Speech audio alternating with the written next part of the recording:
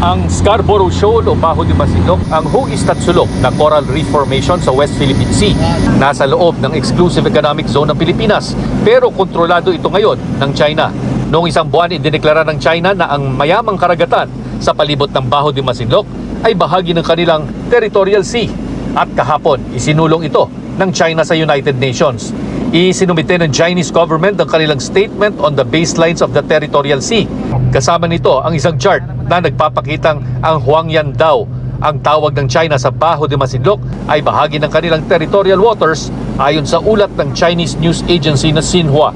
Sa ilalim kasi ng Article 84 ng UNCLOS, obligado ang isang bansa na i-publish ang mga chart na magpapakita ng hangganan o limits ng kanilang continental shelf. Sa nauna ng pahayag, tinawag ng National Maritime Council ng Pilipinas na paglabag sa matagal ng kinikilalang soberenya ng Pilipinas sa Baho de Masinloc ang mga ginagawa ng China.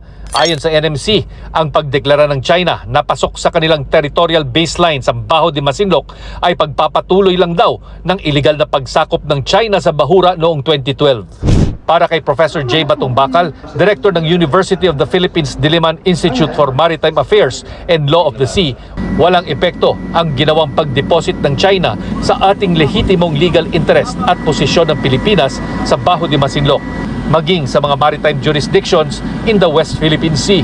Sa ilalim daw kasi ng Article 134 ng United Nations Convention on the Law of the Sea o UNCLOS, hindi naapektuhan ng anumang filing ng chart o pagdeklara ng teritoryo sa karagatan ang mga karapatan na ipinagkaloob sa coastal states sa ilalim ng UNCLOS. Sa ilalim ng Article 76, ang Pilipinas ang coastal state na may karapatan sa continental shelf kung saan matatagpuan ang Baho de Masinloc.